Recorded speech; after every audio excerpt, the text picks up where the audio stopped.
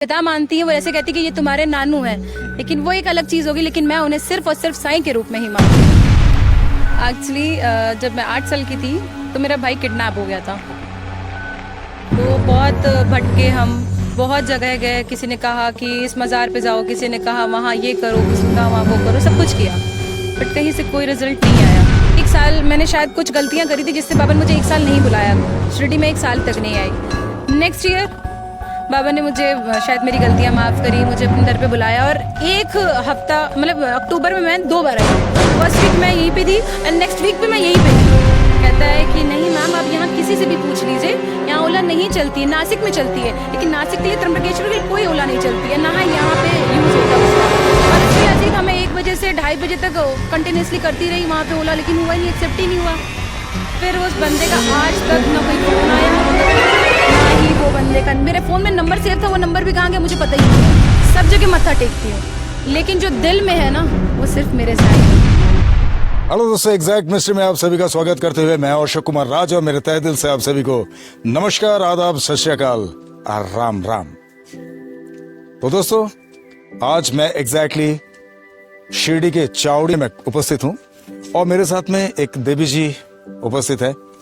जिस तरह से आपने मेरे हर कंटेंट में देखते आए कि कोई सज्जन या कोई देवी जी मेरे साथ में हुआ करते हैं और बाबा साईनाथ के लीलाओं के बारे में उनसे तरह तरह की जो लीलाओं की बातें आप सब तक मैं पहुंचाने की कोशिश करता हूं। तो आज भी इन देवी जी से कुछ साईं बाबा के लीलाओं के बारे में आप तक मैं पहुंचाने की कोशिश करूंगा।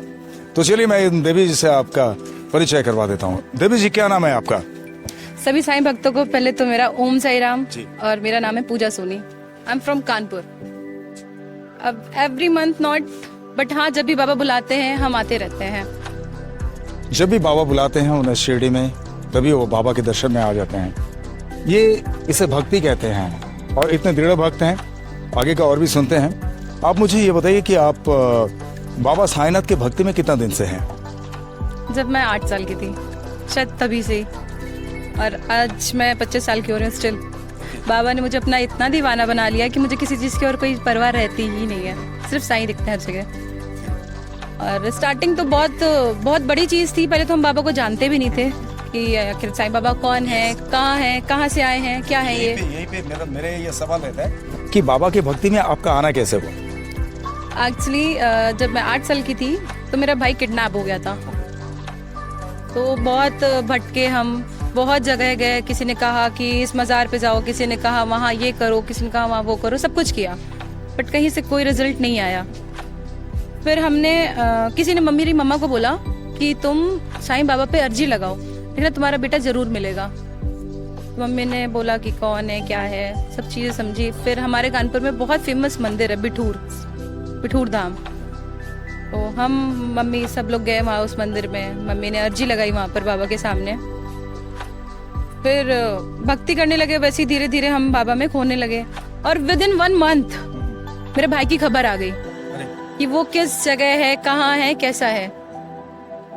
और दिन भी गुरुवार का था, मतलब बुधवार की रात को पता चला, किसी का फोन आया हमारे पास कि आपका लड़का फलाने गांव में है और आप जाइए उसे ले लीजिए जाके। अगर कंफर्मेशन दिया उस चीज़ का, तो हम लोग रात में ही निकले। जिसका फ़ोन आया था हम लोग रात में उसके पास निकले। हमारे पास उसका कोई पता नहीं था।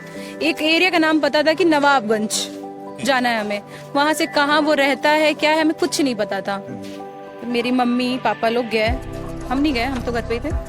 वहाँ पर वो नवाबगंज से उतरे, उन्होंने नाम से किसी को बोला और सडन वहाँ ऐसा हुआ कि एक गाड़ी आती है, वो फलाने नाम पूछता, उसको बताया और वो डायरेक्ट जाके उसी घर पे छोड़ा। और वो भी साईं भक्त था, उसने वहाँ पे छोड़ा और ओम साई राम बोल के मम्मी को चला गया। सारी चीज़ें क्लियर हो गई कि हाँ यही लड़का था। फोटो सब लोग लेकर गए और नेक्स्ट डे थर्सडे हम लोग सुबह अर्ली मॉर्निंग निकले। फतेहपुर गांव में था वो, पता चला वहाँ पे सब कुछ। उसको लेकर आए, किया विया। हम लोग कभी शिरडी नहीं आए थे। मार्च का टाइम था, 16 मार्च, दिन भी याद है मुझे। 16 मार्च का टाइम था और बहुत, जैसे इस टाइम रश है, बहुत रश होता था, टिकट फुल थी सारी। लेकिन बाबा को हमें बुलाना था। किसी ने 4 टिकटें कैंसिल कराई और वो 4 टिकटें हमको मिल गई। 16 मार्च को हम आए पहली बार शिरडी। बाबा, हम लोग की टिकट हो गई थी बॉम्बे तक की, बट फिर किसी ने, साईं भक्त ने हमको रास्ते में बताया कि हमें कहाँ उतरना है। चीज़ें अच्छी हुई, हम लोग आए यहाँ पर, बाबा के दर्शन किए और फिर मम्मी को बाबा मिले। हाँ, एक बाबा है, मम्मी से उन्होंने खूब बात करी। हम बहुत डाउन टू अर्थ थे, आज भी हैं, बट हमने बहुत नीचे से शुरुआत करी अपनी। हम लोग कुछ भी नहीं थे, लेकिन सारी चीजें बाबा ने मम्मी को बोली थी, एक टाइम पे तुम्हारे पास सब कुछ होगा, तुम जो सोचते हो, जो तुम चाहते हो, सब्र रखो, श्रद्धा रखो, सबूरी रखो, सब होगा। और आज हमारे घर में किसी चीज की कोई कमी नहीं है। बोलिए ओम साई राम। ओम साई राम। बड़ी खुशी हुई कि आप इस तरह से मतलब बाबा पे इतनी भक्ति आपके पूरे परिवार के साथ साथ में, तो यही बात होती है। और हमने सुना है कि बाबा साईनाथ पे अगर विश्वास के साथ में आप भक्ति रखते हो तो बाबा कभी भी अपने भक्तों को नाराज नहीं करते हैं, कभी भी अपने भक्तों को जो है दुख नहीं पहुंचाते हैं और उनका दुख रहने भी नहीं देते हैं। तो ये बाबा की बात होती है। और साईं नाम ही इतना ताकतवर है कि साईं नाम ही हमारे सबके लिए काफी है, जितने भी साईं भक्त होते हैं। तो दोस्तों, हमारे इससे पहले भी बहुत सारे डिवोटीज से आप लोगों ने इस तरह से सुने कि बड़े अचंभित करने वाली बातें, बड़ी अचंभित करने वाली लीलाओं के बारे में, कि जिस तरह से और अभी लास्ट का इंसिडेंट मैं बताती हूँ, आपकी बात काट रही हूँ, सॉरी। जी जी, बोलिए बोलिए। अभी मैं अक्टूबर में आई थी यहाँ पर। मैं 1 साल, मैंने शायद कुछ गलतियां करी थी जिससे बाबा ने मुझे 1 साल नहीं बुलाया शिरडी में, 1 साल तक नहीं आई।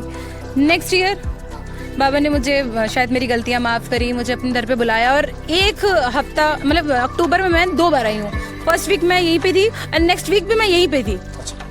तो हुआ ये, फर्स्ट टाइम जब मैं आई थी मैं अपने फ्रेंड के साथ में आई थी, इसी जगह पे, जस्ट इसी जगह पे मैं खड़ी थी। और मैं हमेशा कुत्तों को दूध जरूर पिलाती हूँ यहाँ पर।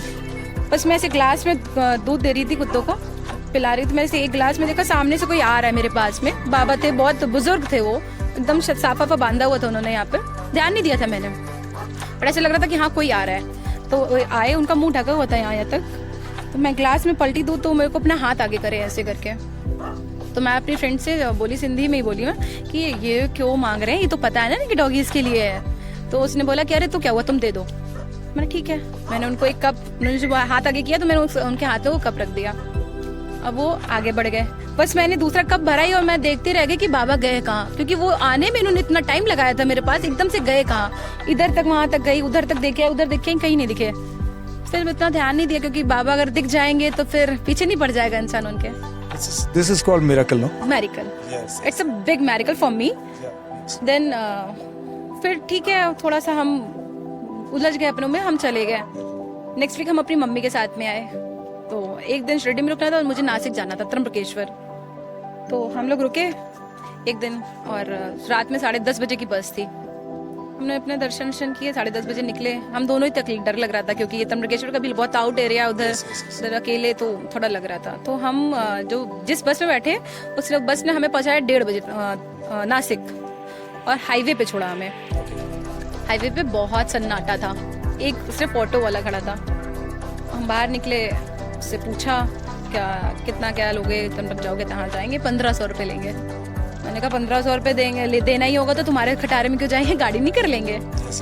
तो बोलते हैं अभी आपको कुछ नहीं मिलेगा, आगे बहुत सन्नाटा है और आगे बहुत सुनसान है, खतरा है, खतरे वाला रास्ता है, ऐसा वैसा होता है। ठीक है, बोलने तो इसको। तो मैंने ऐसे ही नॉर्मल फ़ोन खोला और मैंने ऊबर निकाला कि मे बी ओला हो जाएगा यहाँ से, और within 5 second Ola accept हो गया। अर्टिगा गाड़ी आ गई। आते ही मैंने उसको फेयर था 700। मैंने बताया, मेरा 700 ना, कहते हैं हाँ। ठीक है, मैंने उनका वो आईडी चेक किया, पुणे की गाड़ी थी, बाबा पुणे बहुत जाते थे। देन हम उसकी गाड़ी में बैठे, वो मम्मा को बोलने लगा कि अरे ये बहुत वो होते हैं, फ्रॉड होता है, आप पता नहीं कहाँ ले जाते हैं, क्या करते हैं, आप लोग अकेले हो, ऐसा वैसा। मैंने कहा कि मम्मी इनकी बातें सुनने की जरूरत नहीं है और अपना ज्ञान अपने पास रखिए, शांत रहिए। तो मैंने कहा आप गाड़ी में बैठो। फिर हम लोग ऐसे ही वॉशरूम जाना था, तो एक पेट्रोल पंप पे गाड़ी रुकी, करीबन 1.5 घंटा वहाँ पे गाड़ी रुकी रही। और ओला वाले कभी गाड़ी नहीं रोकते इतनी देर, उनका क्योंकि मीटर ऑन रहता है ना, तो वो नहीं रोकते हैं। बट उन्होंने कुछ नहीं कहा, बहुत शांत स्वभाव के एक अंकल थे, वो बिल्कुल भी बातचीत नहीं कर रहे थे, जितना बोल रहे हो सिर्फ उतना जवाब दे रहे थे। तो मैंने उनसे बोला कि अंकल मेरे को सुबह निकलना है, 9 बजे मेरी पूजा खत्म हो जाएगी, आप तो अभी जाओगे नहीं, अब सुबह जाओगे? तो कहते हैं हाँ। मैंने कहा तो एक काम करिएगा आप मुझे वापस भी लेके चलिएगा। कहते ठीक है। मैंने उनका नंबर ले लिया। मैं सुबह 6 बजे मेरी पूजा थी, तो मुझे उसी अगल बगल कहीं जाना है, तो मुझे रास्ते तो वहाँ पता नहीं, मैं इन्हीं को कॉल करती हूँ, बट एक कॉल उन्होंने उठाया नहीं, मुझे सो हो रहेंगे। ठीक है, तो मैं वहाँ से लोकल रिक्शा में अपना पूजा निपटाई। मैं 9 बजे फ्री हुई। फिर मैंने 9 बजे से उन्हें फ़ोन करना स्टार्ट किया और दिन के 1 बजे तक, बट एक सिंगल कॉल मुझे रिसीव नहीं हुआ उनका, और ना ही बैक कॉल आया। तो मैंने कहा होटल वाले से कि अब आप ही कोई गाड़ी कराओ, मेरा तो ओला वाला जो था वो तो गाड़ी फ़ोन ही नहीं उठा रहा है, तो आप ही अपनी कोई गाड़ी करा दो। तो कहता है मैम 2000 रुपये लगेंगे। मैंने कहा आप पागल हो गए हैं क्या? मैं रात में आई हूँ, 3 बजे रात में आई हूँ यहाँ पर, और 700 रुपये में आई हूँ, आप मेरे को 2000 रुपये बोल रहे हैं, वो भी दिन के टाइम पे। कह रहा कैसे आई थी? मैंने कहा ओला से। कहते हैं आपका दिमाग खराब है, यहाँ ओला चलती ही नहीं है। मैंने कहा नहीं, हमारा दिमाग नहीं खराब है, आपका खराब है, आप देखिए ना। आपने मेरे को डिटेल दिखाई। कहता है कि नहीं मैम, आप यहाँ किसी से भी पूछ लीजिए, यहाँ ओला नहीं चलती है, नासिक में चलती है, लेकिन नासिक के लिए, त्र्यंबकेश्वर के लिए कोई ओला नहीं चलती है, ना यहाँ पे यूज होता है उसका। और स्टिल ऐसे ही था, मैं 1 बजे से 2:30 बजे तक कंटिन्यूसली करती रही वहाँ पे ओला, लेकिन हुआ ही नहीं, एक्सेप्ट ही नहीं हुआ। फिर उस बंदे का आज तक ना कोई फोन आया, ना ही वो बंदे का, मेरे फोन में नंबर सेव था, वो नंबर भी कहाँ गया मुझे पता ही नहीं है, ना मैंने डिलीट किया। ओम साई राम। ओम साई राम। ओम साई। बिग मैरिकल, क्योंकि जब वो चीजें है ही नहीं वहाँ पर, और हम लोग अंदर से बहुत डर रहे थे कि इतनी रात में अकेले कैसा क्या होगा, क्योंकि हम पहली बार जा रहे थे वहाँ पर। बाबा आए, बाबा ने सुरक्षित हमें एक जगह पे छोड़ा, और सब बहुत अच्छा हुआ। ये वाकई में तो सोचने वाली बात है कि जिस एरिया में ओला या उबर का कोई नेटवर्क नहीं है, और उस एरिया में आपको ओला 5 मिनट्स में अगर एक्सेप्ट होता है, और विदिन 5 सेकेंड। तो ये तो जाहिर सी बात है कि this is such a miraculous thing by the blessings of Sai Baba, otherwise no one can do this type of anything. तो ये बात होती है कि ये वाकई मानने वाली बात है, और हम जितने भी साईं डिवोटीज हैं, साईं डिवोटीज के साथ अक्सर इसी तरह से कुछ ना कुछ लीलाएं होती रहती है। बाबा हमेशा मेरे साथ रहते हैं, मैं मेरे अच्छे बुरे में वो हमेशा साथ देते हैं, बट जहाँ मैं बहुत गलत होती हूँ वो मुझे उस जगह राह दिखा देते कि हाँ तुम गलत हो, लेकिन वो गलती करने के बाद। अच्छा, गलती करने से पहले नहीं? गलती करने के पहले इंसिडेंट मिलते वो समझ नहीं पाती हूँ ना, गलती करने के बाद एकदम स्ट्रिक वाला मिलता है ना, वो मुझे एकदम रियलाइज होता है हाँ मैं यहाँ पे गलत थी। अब बाबा थोड़े दिन के लिए नाराज हो जाते हैं, फिर वापस से बच्चों से नाराज तो रहते ही नहीं है ना, तो वो वापस से हमारे साथ में आ जाते हैं। फिर वो चीजें, अभी मैं मैं बता रही हूँ ना आपको, 1 साल में बहुत परेशान थी, तो मेरी गलतियां ही थी, मुझे रियलाइज भी है वो गलतियां। अब मैं अभी यहाँ ओपनली नहीं बोल सकती हूँ, बट हाँ मुझे रियलाइज थी। बाबा से मैंने सॉरी बोला, उनको मनाया, चीजें करी, और आफ्टर लास्ट अगस्त सब कुछ धीरे धीरे सही होने लगा, और मैं तब से 4 बार शिरडी आ चुकी, 4थी बार था मेरा ये। हाँ जी। सो बाबा मुझे ऐसे ही हमेशा बुलाते रहे, अपना ध्यान लगाते रहे, और मेरी गलतियों को सुधारते रहे। बोलिए ओम साई राम। तो दोस्तों सुने आपने इनसे किस तरह से बाबा साईनाथ अपने भक्तों पे कृपा कर देते हैं और किस तरह से लीलाएं घटित कर देते हैं। ये हम आम भक्तों के सोच से परे होते हैं, हम कभी ये सोच ही नहीं सकते, और जब इस तरह की कुछ घटनाएं हो जाती है उसके बाद हम परेशान हो जाते हैं कि ऐसा कैसे संभव हो सकता है। लेकिन जहाँ पे साईं नाम है वहाँ हर कुछ असंभव भी संभव हो जाता है। तो मैं आपसे इतना पूछना चाहूंगा, अभी एक और मेरा प्रश्न है जो मैं हर एक डिवोटी से, जितने भी डिवोटीज मेरे साथ में जुड़े हुए हैं सारे से एक दो सवाल ऐसे हैं जो मैं निजी तौर पे जरूर पूछता हूँ। आपको पता होगा कि बहुत सारे भक्त हैं बाबा साईनाथ के, कुछ श्री गणेश के स्वरूप में मानते हैं, कुछ कृष्ण भगवान के स्वरूप में मानते हैं, कोई कहते हैं कि श्री राम स्वरूप है, कोई कहते हैं कि संत स्वरूप इंसान है। ये अभी आप ये बताइए, आप निजी तौर पे किस रूप में मानते हैं बाबा साईनाथ? मैं उन्हें सिर्फ साईं मानती हूँ, मैं किसी रूप में नहीं देखती हूँ उनको, मैं सिर्फ उन्हें साईं के ही रूप में देखती हूँ। बाबा मानती हूँ मैं उन्हें, मेरी माँ उन्हें अपने पिता मानती है, वो ऐसे कहती है कि ये तुम्हारे नानू हैं, लेकिन वो एक अलग चीज होगी, लेकिन मैं उन्हें सिर्फ और सिर्फ साईं के रूप में ही मानती हूँ। क्या बात है, वेरी नाइस। ये जवाब जो है आपका बहुत परफेक्ट जवाब है, क्योंकि साईं खुद ही एक रूप है।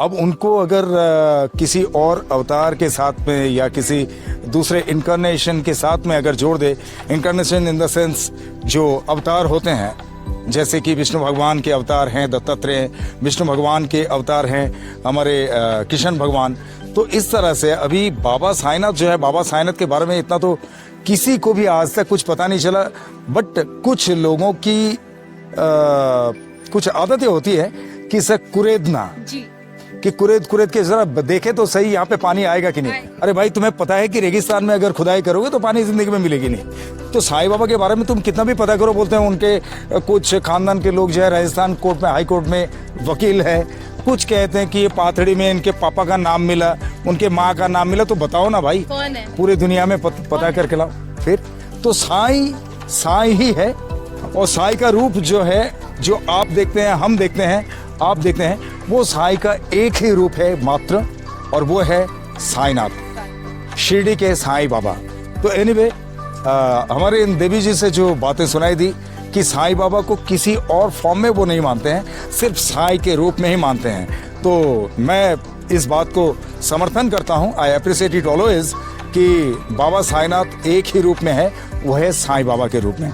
और ये बताइए कि आप जब से बाबा को मान रहे हैं तो आपको किस तरह का मतलब फीलिंग्स होता है कि बाबा आपकी हर बातों पे गौर करते हैं?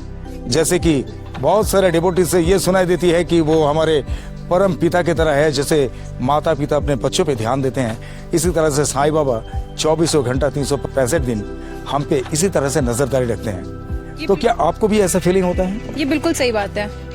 वो 24 घंटे हमारे इर्द गिर्द रहते हैं। इवन मैं कोई भी बात उनसे बोलती हूँ ना, वो चाहे गलती हो, वो पहले पूरी जरूर करते हैं। उसके बाद में वो चीजें रॉन्ग होती है, मुझे दिखाते हैं, मैं तुम्हें इसीलिए दिखाना चाहती, तुम जो करने जा रही थी वो गलत था, अब जो है वो तुम्हारे लिए परफेक्ट है। तो ये चीजें मुझे बहुत बार फील हुई है, बहुत बार मेरे साथ यही हुआ है कि मैंने अगर किसी गलत काम को भी अगर मैं करने जा रही हूँ आगे, तो वो हुआ है क्योंकि मैं बाबा से बोल रही होती हूँ कि बाबा इसको करो। बाबा करते हैं, बट वो ऐसा बैक मारते हैं कि मुझे रियलाइज होता है कि बाबा जो किया बहुत अच्छा किया। Good good good. इसे कहते हैं दृढ़ता, भक्ति में दृढ़ता। दोस्तों आप लोग भी सुन रहे हैं, लेकिन मैं कभी हार के भागी नहीं बाबा से। गलत भी होता है अच्छे के लिए, अच्छा भी होता है गलत के लिए, सारी चीजें मिक्सअप है, बट उन चीजों से कभी भागी नहीं मैं। बाबा ने जो किया उसको एक्सेप्ट किया। बाबा से लड़ती भी हूँ कि गलत किया तो पहले चीजें सही कर देते ना, पहले गलत होने नहीं देते। बट वो दिखाते हैं कि तुम जो कर रहे हो, तुम कहाँ तक सही हो, तुम खुद देखो, बाकी तो मैं बैठे ही हूँ ना तुम्हारे साथ। कभी गलत होने कैसे दे सकता हूँ? जिस टाइम पे हम अकेले थे, ऐसा लग रहा था कि हम बिल्कुल अकेले थे, लेकिन हम तो थे ही नहीं। उस जगह मेरे साईं थे मेरे साथ में, हम वहाँ थे ही नहीं। हमारा अच्छा हो रहा था या बुरा भी हो रहा था ना, वो चीजें देख रहे थे, हम वहाँ पे थे ही नहीं। तो बहुत प्यार है दिल में बाबा के लिए, इतना कि मैं एक्सप्लेन नहीं कर सकती हूँ। हमेशा के लिए बस वही है, उनमें ही मुझे सारे रूप दिखते हैं। ऐसा नहीं कि मैं ऐसा भी नहीं कि मैं हर किसी को मतलब मैं किसी से घमंड दिखाऊंगी भगवान इनको नहीं माना, नहीं, सब जगह मत्था टेकती हूँ, लेकिन जो दिल में है ना वो सिर्फ मेरे साईं है। क्या बात है, बोलिए ओम साईं। ओम साईं राम। तो दोस्तों बहुत अच्छा लगा हमारे इन देवी जी से बाबा साईनाथ के लीलाओं के बारे में सुनकर, कि बड़े अच्छे तरीके से और बड़े विस्तार से इन्होंने बताया।